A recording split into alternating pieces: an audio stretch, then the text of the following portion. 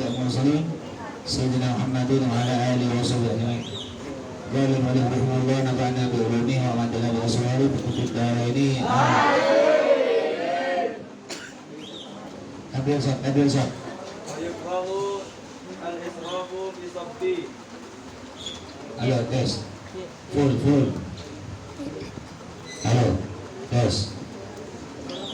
Good, diam.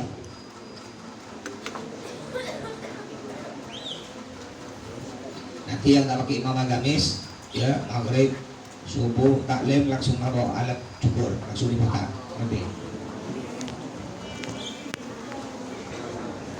Lanjut. Wayukrahu al-israfu fi sabbi.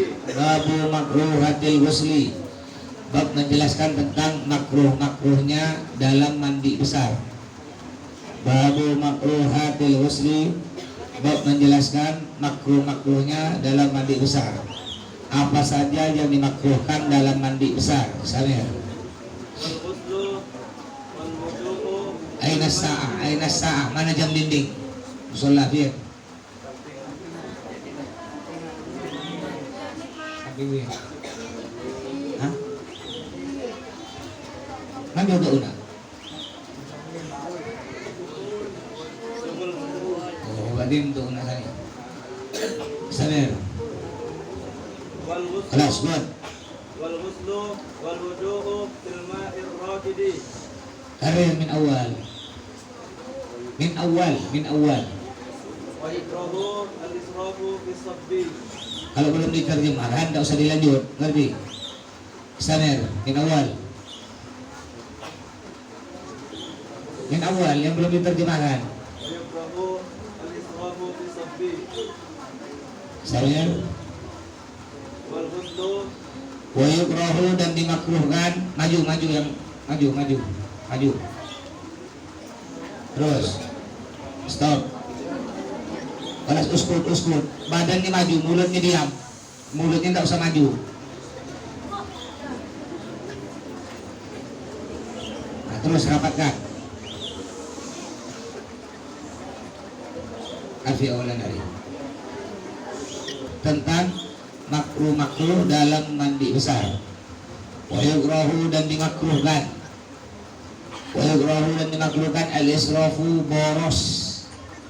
Al-israfu boros fi sabbi di dalam menuang air. Jadi menuang air boros itu makruh. Ya walaupun airnya banyak. Walaupun nanti mandi di lautan besar, sungai besar, nanti mandinya banyak ngambil air. Ya boros. Padahal sebenarnya nyiram cukup 2 canting, 3 canting, entus umpamanya sampai 10 canting. Ini namanya israf, boros. Ini makruh. Juga boros bukan cuma di nuang air, boros dalam segala hal juga hukumnya makruh. Contohnya ada makan nasi. Ente sebenarnya udah agak kenyang. Lalu jatah nasi, ente ngantri nasi diberi 1 centong. Ente kurang, kurang tambah. Padahal ente tahu, ente tidak mungkin menghabiskan. Tidak tahu. Dia makan akhirnya tidak habis betul. Nah, ini namanya israf. Ya, makruh. Bahkan kata ulama, orang yang sering israf nanti hidupnya apa? Jadi fakir, jadi miskin di hidupnya. Ya. Dalam kitab An-Nawawi disebutkan orang yang sering israf, sering boros baik dalam makanan, minuman, sering mubaddir. Ada makanan dibuang, sisa minuman dibuang, nanti dia hidupnya akan jadi sengsara, hidupnya akan miskin. Tapi sebaliknya kalau orang tidak boros, tidak mubaddir, ada makanan dimakan sampai habis, atau diberikan kawannya minuman diminum sampai habis, atau diberikan kawannya, nanti hidupnya akan enak nanti. Nah, makanya Buya biasa Baharun kalau ada sisa minuman, andaikan mau dibuang, buang ke sesuatu yang bermanfaat. Nanti ada minuman 1/2 gelas, air hujan biasa hujan. Ente jangan buang ke jalan, buang ke sesuatu yang bermanfaat. Siramkan ke pohon. Mana ada pohon? Siram ke pohon. Jadi bermanfaat untuk pohon. Ada makanan sisa, nasi ente sisa 1 suap, setengah piring, seperempat piring, ente berikan ke ayam. Jangan buang ke tong sampah, berikan ke ayam. Nanti yang suka mubadir, ya boros mubadir dibuang ke tong sampah, menyisak makanan, itu nanti hidupnya akan sengsara. Ya. Nah, jadi lihat nanti kawan itu yang hidupnya sengsara, ekonominya sangsut, malah kawan dia udah punya mobil, semua udah punya motor semua, dia mana kemana-mana pakai GL, tahu GL, goyang lutut, jalan kaki kemana-mana. Nah, ini berarti ini suka boros di pondok. Hidupnya boros. Kena orang tua jajan diberi 20.000 umpamanya, habis betul 20.000. Ini namanya boros, sakit nanti hidup dia. Tapi sebaliknya kalau kena orang tua diberi jajan 10.000, dia tidak habis, hanya habis 5.000. 5.000-nya ditabung, ketika balik diberikan lagi ke orang tuanya. Nanti hidupnya enak. Nah, makanya bukan ditabung untuk ente sendiri. Ini sama juga, boros juga. Tidak ada gunanya nih nabung, tapi nanti di bulan untuk dihabiskan sendiri, nanti sama boros. Ya nabung 10.000, diberi uang jajan 10.000, 5.000 ente jajan, 5.000 ente tabung, nanti berikan lagi ke orang tua ente, atau belikan sesuatu yang bisa manfaat untuk orang tua ente. Kalau yang perempuan umpama ada utangan kerudung, utangan gamis, abaya, tabung belikan untuk mama ente. Yang laki-laki utangan apa namanya, sarung, takwa, gamis, songkok, tabung belikan untuk orang tua ente. Jadi ketika ente libur balik, ente bawa hadiah oleh-oleh untuk orang tua ente, atau untuk adik ente belikan kue. Ente mama nabung dapat 40.000, belikan kue di koperasi sebanyak 50.000, dapat banyak. Kue yang harga 1.000 itu dapat 50 bungkus tuh. Dibalik dari pondok, wah, bawa kue senang adik. Ini enggak, dibalik dari pondok adik baru beli kue dibantai kena ente. Bagus kakak kau sebalik ya sini kakak. Iim ada Iim, Mojud. Aduh ya, Iim tuh biasanya kelaingan adiknya itu ya. Kalau udah kelaingan adiknya Nafal yang kecil tuh, apa ukti balik sini nih? Bagus ukti balik pondok, jadi tidak usah balik adik sini. Kalau udah adiknya ngamuk, tapi kalau datang baiknya enggak. Ya ukti tak usah balik pondok lah dia, diam sini dia, datang baik itu. Jadi makruh dalam mandi besar yaitu boros dalam menuang air, boros. Atau kalau mandi pakai showernya dihidupkan. Nanti ini termasuk boros ini. Hidupkan nanti sebelum pakai sabun, nanti basahkan dulu rambut nanti badan nanti. Lalu ente pergi ke tempat sabun, ini air masih hidup nih. Ente pergi ke tempat sabun, ente pakai sabun, air masih hidup. Ini namanya boros. Caranya setelah ente basahkan badan, ente matikan dulu, baru ente pergi ke tempat sabun, baru ente pakai sabun, baru hidupkan lagi. Ya, jadi jangan boros. Sebenarnya paling hemat tuh pakai shower sebenarnya daripada pakai cantik. Cuma payah di sini. Kalau di sini bisa pakai shower. Cuma kalau pakai shower nanti terlalu sepuk. Akhirnya selangnya tetap cabut. Ya, dijadikan cantik kena itu. Makanya tak pakai shower sini. Takut dicabut jadikan cantik. Ya, enggak biasa. Nah, Samir. Nah, juga makruh wal ghuslu dan mandi besar, wal wudu'u dan wudu fil ma'ir raqidi, di dalam air yang diam. Fil ma'ir raqidi, di dalam air yang diam. Jadi makruh wudu atau mandi besar dalam air yang diam, Sadir. Wa ziyadatu ala thalathati. Nah, ya. Walaupun ini airnya banyak nih, airnya 2 kula lebih. Ini bab mandi besar. Airnya 2 kula lebih. Lalu kita langsung nyemplung masuk di situ mandi besarnya, atau wudunya kita langsung ngambil kanti wudu dalam bak yang airnya 2 kula lebih. Ini hukumnya makruh. Kenapa makruh? Karena jijik.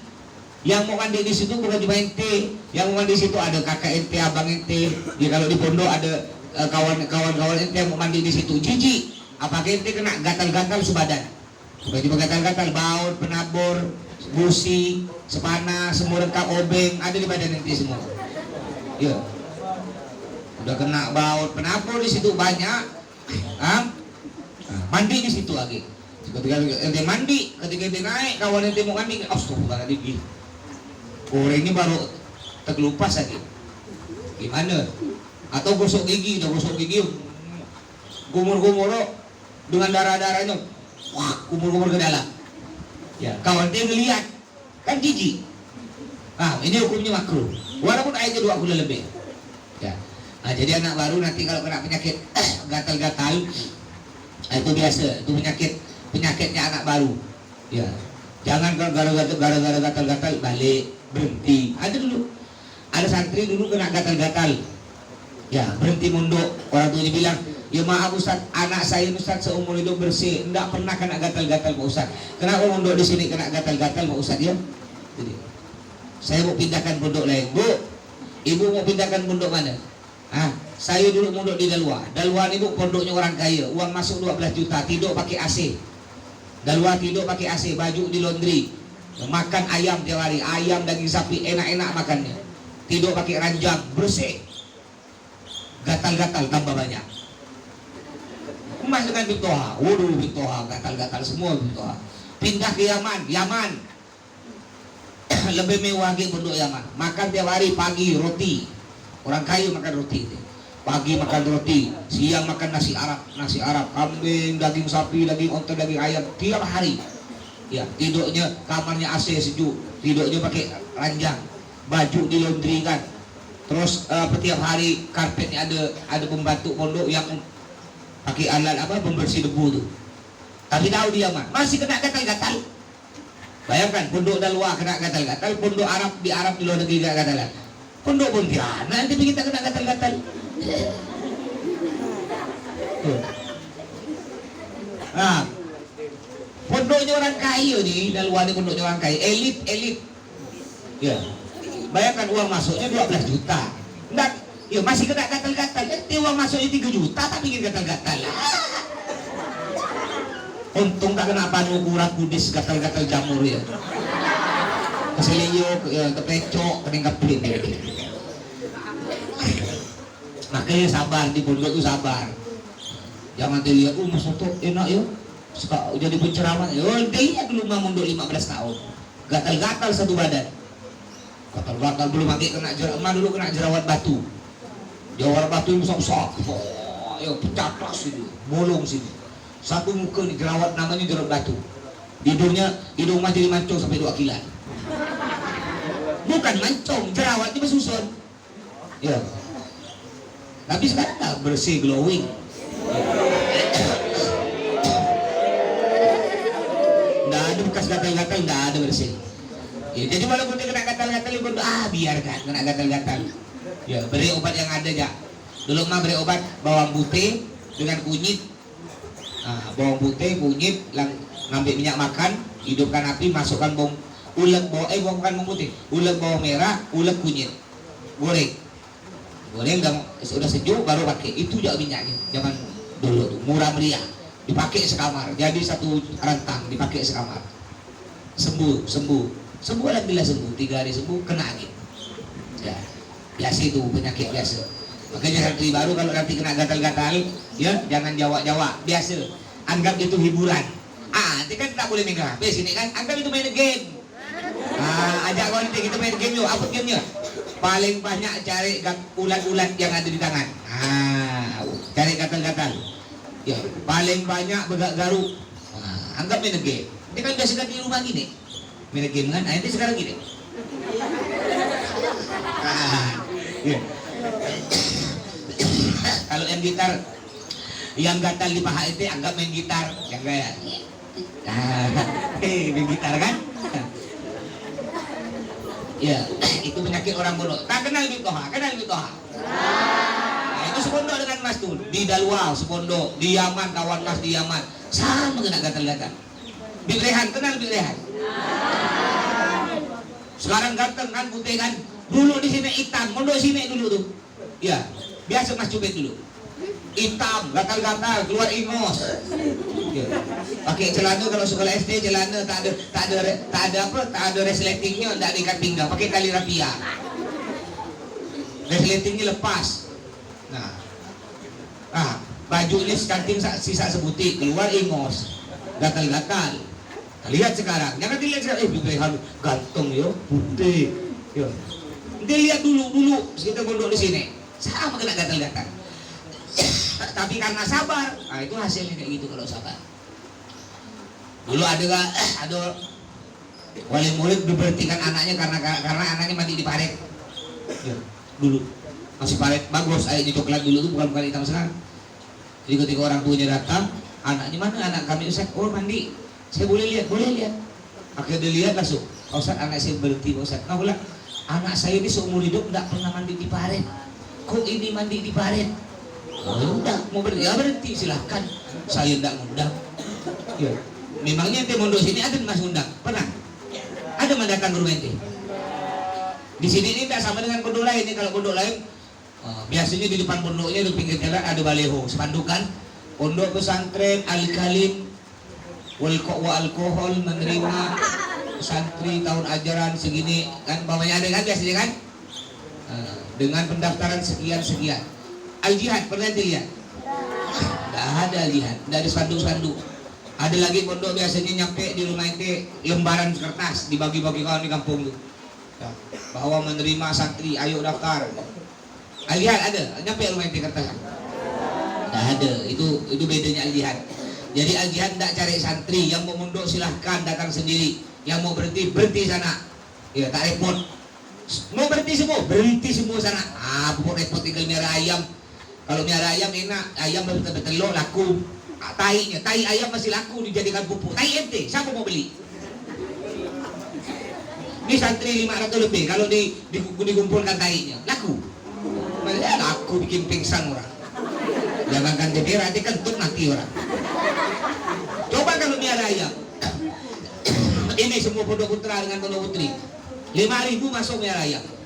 5.000 yang telur 4.000. 4.000 kalikan satu telur 2.000. Kalikan 5.000, 8 juta untungnya. Tolong 8 juta. Tainya ayam lah. Kalau 5.000 ayam nih, berapa truk? Jual satu truk laku 300.000. Kalikan 10 truk, 3 juta. Tai ente 10 truk. Jangankan dijual, sungai tak mau terima. Ikan lele, ikan baung mati semua. Jadi jangan tidak Jawa sini. Oh nanti kalau di sini berhenti santri 100, berarti pondok tutup tepi. Tutup habis biar ayam. Lakunya biar walid, air liur walid 14 juta. Bayangkan, air liur walid sekilo 15 juta. Air liur ente. Kepinting gak mati nyomnya. Kasihan kepinting banyak mati. Bukan apa, itu air liur ente beracun, ngerti? Dah lanjut. Ziyadatu ala salasati. Nah jadi juga makruh selanjutnya waziyadatu melebihi waziyadatu atau melebihkan atau melebihi alat salasati atas 3 siraman. Alat salasati atas 3 siraman. Jadi kalau kita mandi besar, siraman pertama itu wajib. Ya, siraman pertama badan itu hukumnya wajib. Tapi kalau satu badan udah kena, semua kena air. Kalau itu siram pertama satu badan belum kena air, kena separuh ya, tangan ada yang belum kena, itu disiram lagi. Kalau udah kena semua satu badan rata, itu dihitung satu, itu hukumnya wajib. Sedangkan siraman kedua hukumnya sunnah. Ya, siraman kedua hukumnya sunnah, siraman ketiga hukumnya sunnah. Andaikan ente melebihi siraman yang ketiga kali, maka itu hukumnya makruh. Jadi pertama wajib dengan syarat rata semua sebadan, lalu siraman kedua sunnah, siraman ketiga sunnah. Nah, kalau ente masih siram keempat, itu hukumnya makruh. Biasa ada yang was-was dia, was-was wudu, udah siraman ketiga terus sampai air habis. Ini hukumnya makruh. Ya, kenapa? Karena boros air. Ya, Samir.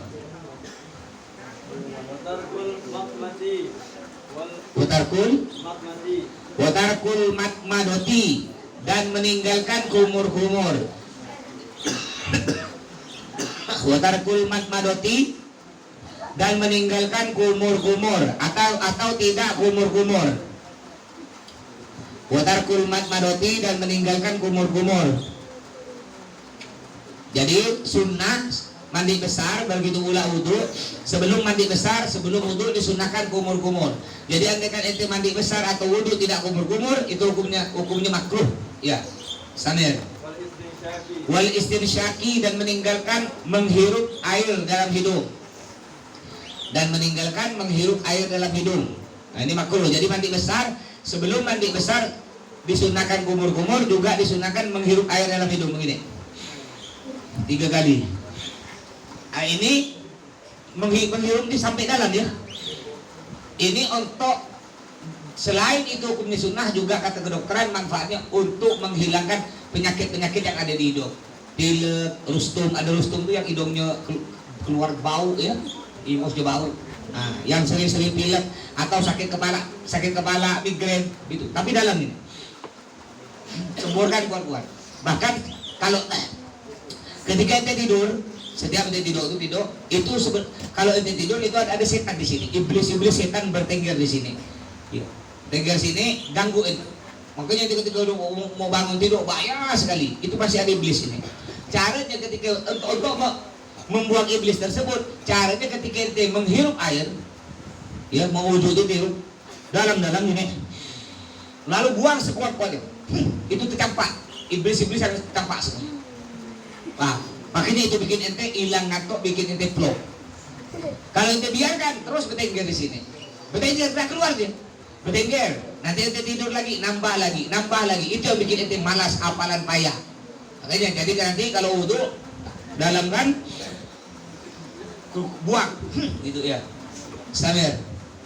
Wa yakrahu lil junubi Samir. wal aklu wal syurbu wan naumu. Wa yukrahu dan dimakruhkan lil junubi bagi orang yang junub. Lil junubi bagi orang yang junub maksudnya orang yang belum mandi besar, orang yang haid, nifas, wiladah atau berhubungan suami istri dan dia belum mandi besar, ya orang junub ini, bukan ini orang haid enggak. Yang dimaksudkan untuk orang junub yang berhubungan suami istri atau mimpi keluar mandi. Ya orang yang mimpi keluar mandi atau orang yang berhubungan sama istri tapi belum mandi besar. Ada beberapa hal yang dimakruhkan bagi orang junub. Di antaranya al-aklu, makan. Ya. Al-aklu, makan. Jadi kalau mimpi basah atau berhubungan dengan istrinya atau suaminya, ente belum mandi besar, dimakruhkan yang pertama makan. Ya, makruh makan. Enggak haram, tapi hukumnya makruh. Berarti kalau makruh itu Nabi enggak suka. Pasti ada sesuatu yang enggak bagus. Nanti, jadi makruh artinya itu dibenci oleh Nabi. Nabi tidak suka, tapi kalau kita kerjakan tidak apa-apa.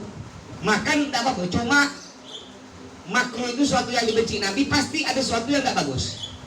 Kalau itu makan, menurut kedokteran itu ada sesuatu yang tidak bagus. Ya, cuma Nabi tidak menyebutkan. Nabi hanya mengatakan makruh.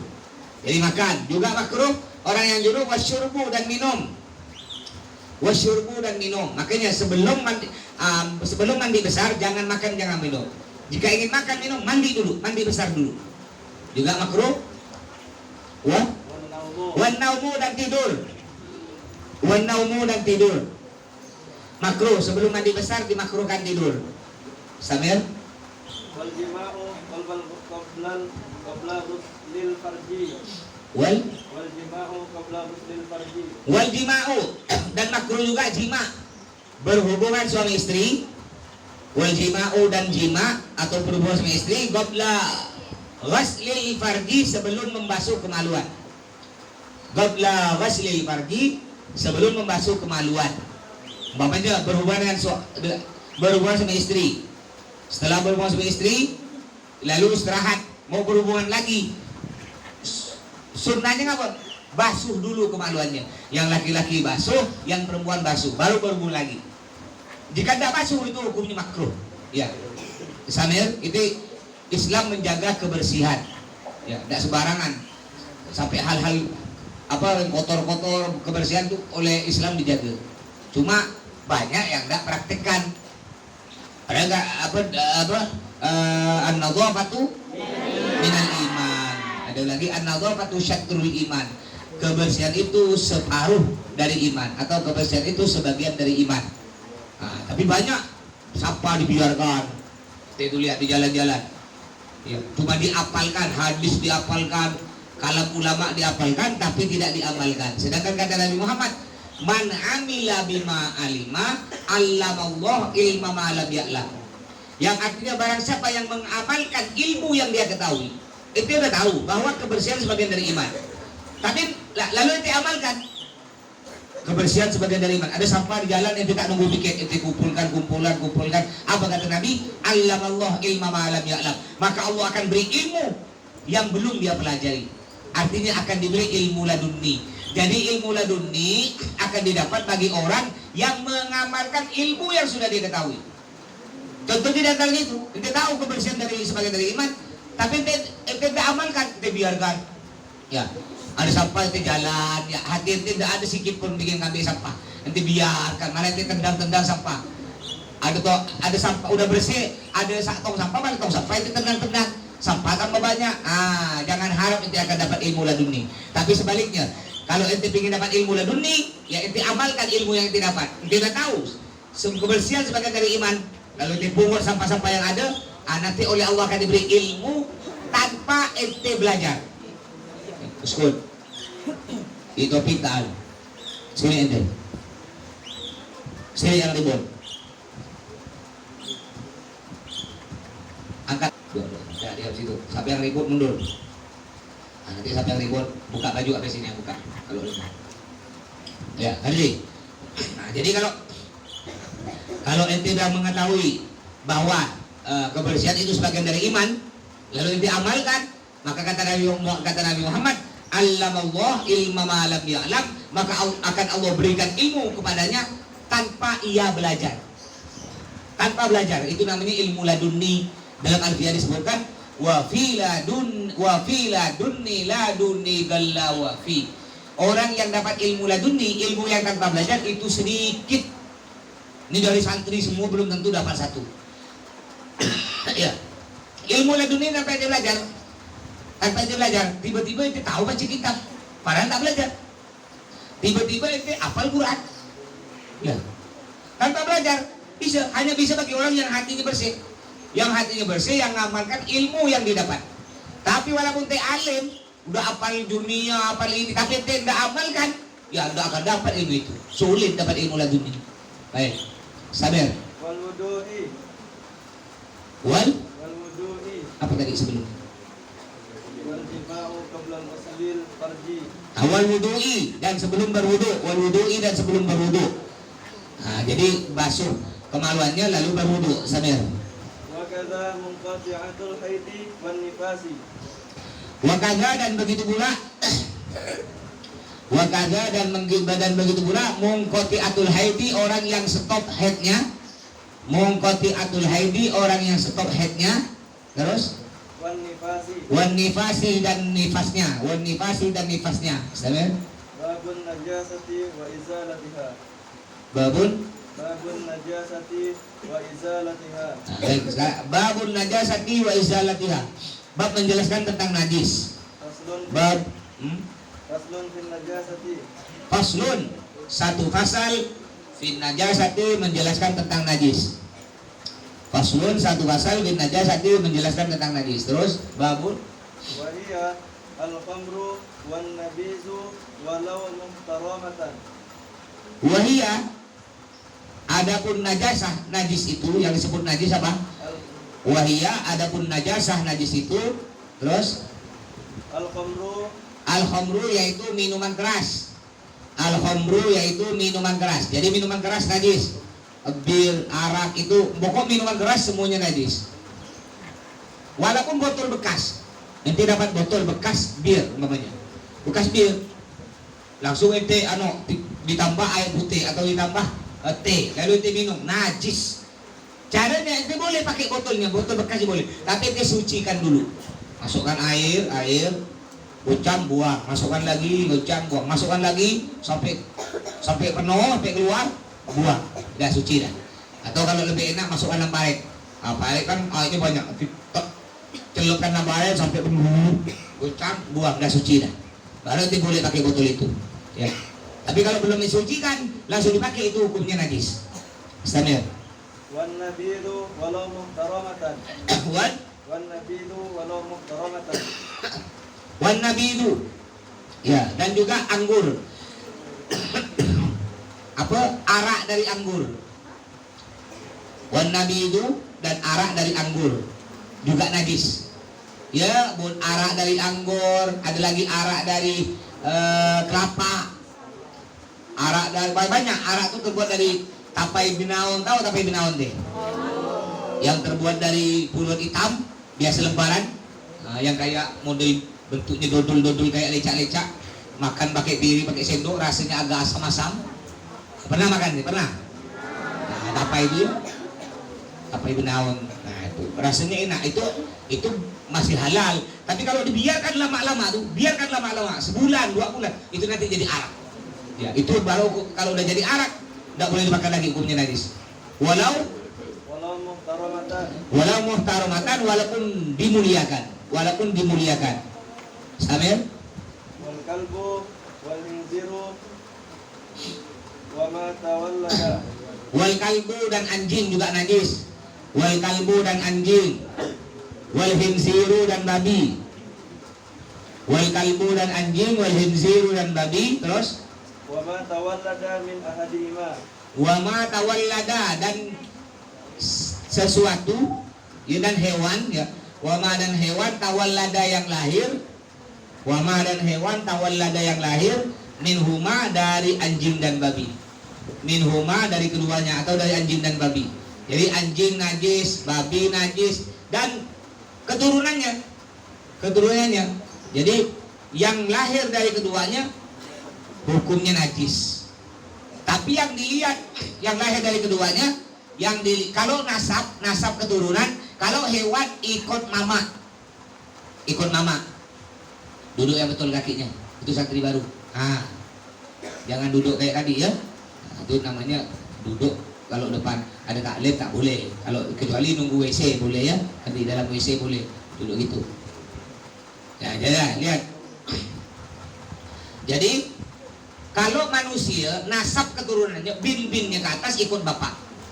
Kalau bapaknya Habib, mamanya bukan IPA orang biasa, anaknya Habib tak? Ya.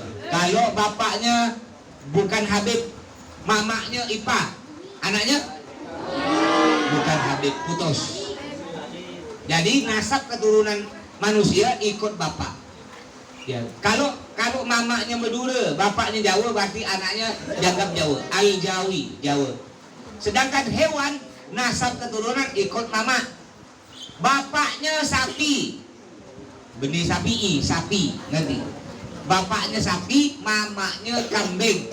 Bapaknya sapi, mamanya babi. Sapi kawin dengan babi. Ingat ya, bapaknya sapi, mamanya babi. Lalu melahirkan anaknya berupa sapi. Anaknya najis apa halal? Najis. Karena ikut mamanya siapa? Babi. Ngerti? Jadi bukan Al-Baqari anaknya, tapi Al-Hinziri. Ngerti? Terus bapaknya babi. Bapaknya babi, mamanya sapi, keluarnya sapi. Najis apa enggak? Kenapa enggak najis? Karena mamanya sapi. Bapaknya babi, mamanya kambing, keluar babi. Najis enggak? Najis atau enggak? Ulang lagi, bapaknya babi, namanya Babianto. Biar gampang ya. Kan laki-laki kan tambah toto belakangnya. Bapaknya babi, namanya Babianto. Mamanya Siti Kambingwati. Bapaknya. Lalu Babianto menikah dengan Siti Kambingwati, ya, punya anak namanya Bapuan. Anaknya Bapuan. Babi anaknya. Najis tidak dia anak? Najis tidak? Bapaknya babi, mamanya kambing, keluar babi, najis tidak?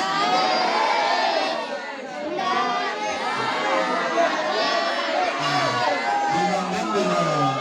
Lihat, stop. lihat kuncinya nih, kuncinya. Hewan ikut emak. Kalau emaknya najis, anaknya najis. Kalau emaknya suci, anaknya suci. Ulang lagi, ingat ya, jangan lihat bapak. Jadi hewan ikut emak, keluar apapun bentuk anak nih ikut emak. Kalau emaknya najis, najis. Kalau emaknya suci, suci. Ulang lagi. Bapaknya babi, dengarkan, diam. Bapaknya babi, emaknya kambing, keluar babi, najis lah. Boleh tak dimakan? Boleh, karena ikut emak. Emaknya siapa? Emaknya kambing. Makanya dalam ilmu fikih, ya, bentar lagi dah dia Bosku. Bentar lagi kan ada Idul Adha. Nah, ini ada dalam ilmu fikih. Ada seorang kiai ganteng, dia mondok di Al-Jihad 20 tahun. Mondok Al-Jihad 20 tahun lalu keluar jadi ulama, jadi penceramah ngetop. Ganteng, terganteng. Ulama, ustad penceramah terganteng sekali Kalimantan Barat. Putih, brewok, ya. Ceramahnya enak, ngetop. Se-Indonesia ada paling ngetop, alumni Al-Jihad 20 tahun. Lalu ketika dia ceramah kena emas diundang. Ente sekarang ngisi acara Idul Adha, khutbah Idul Adha di mak lapangan. 3 hari lagi, siap mas, ceramah dia. Habis ceramah kena emas bilang ke santri dapat kambing berapa? Nggak ada mas, kosong, nggak ada orang kurban kambing. Anda ada kurban sapi? Nggak ada mas, nggak ada orang kurban satu pun. Ada. Tangkap nih, ustadz ini ditangkap, robohkan, sembelih. Ribut orang, sembelih. Kita makan sama-sama. Siapkan besok. Tadi yang alumni ajar dari ustadz terkenal yang ngetop udah, mas ditangkap kena santri, diikat kaki kan tangan, emas sembelih. Takbir. Allahu Akbar. Kata ustadznya, mas, anak udah tak diberi amplop, disembelih kan tadi. Iya, sembelih deh. Udah disembelih, mati dah, dikuliti, dicincang-cincang, ada buat sate, digoreng, direbus. Dan itu halal tak dosa. Kenapa tak dosa? Karena ustadz ini emaknya sapi. Jadi gini, ada seekor, ada sapi. Ya, umpamanya, dah dengar nih, ada sapi laki-laki kawin dengan sapi perempuan, punya anak laki-laki, diberi nama sapi I. Ngerti? Paham nggak nih? Ulang lagi nih.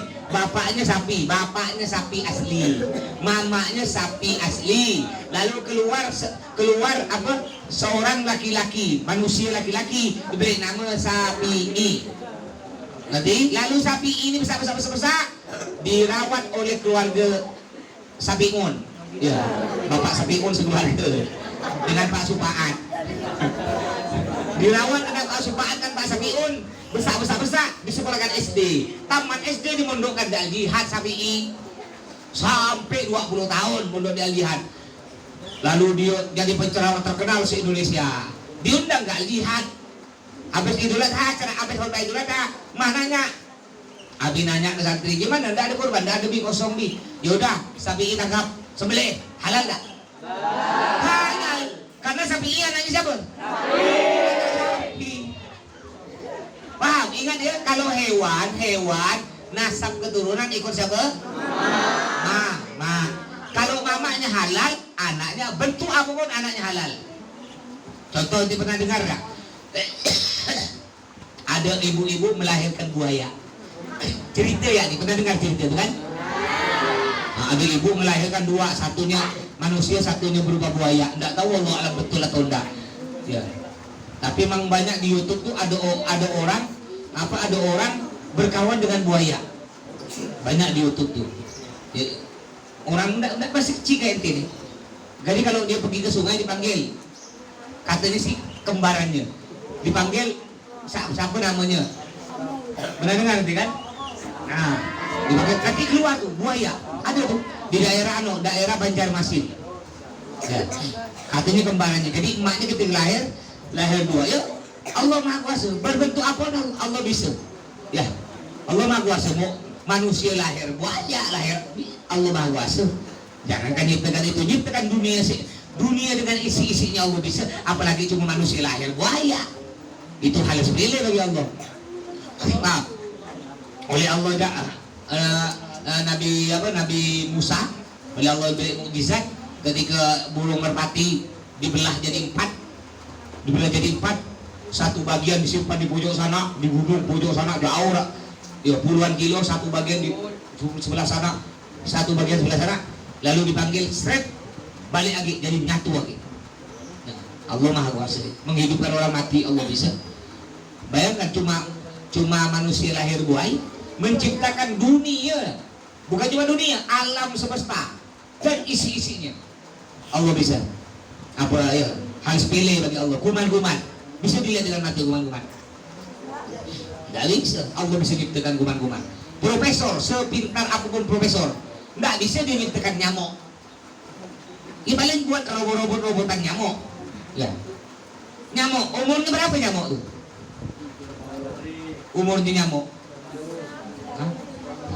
Kalau ada gurau-gurau yang umur nyamuk tuh 4 hari. Pak pas hari katanya. Pak Are katanya. Ya. Nyamuk tuh umurnya 40 hari. Ya, nyamuk. 4 hari yang 40 hari tak tahu juga nyamuk tuh. Samir. Wal maitatu illal adamiyyi. Alas. Subhanakallahumma wa bihamdika asyhadu an la ilaha illa anta astaghfiruka wa atubu ilaik.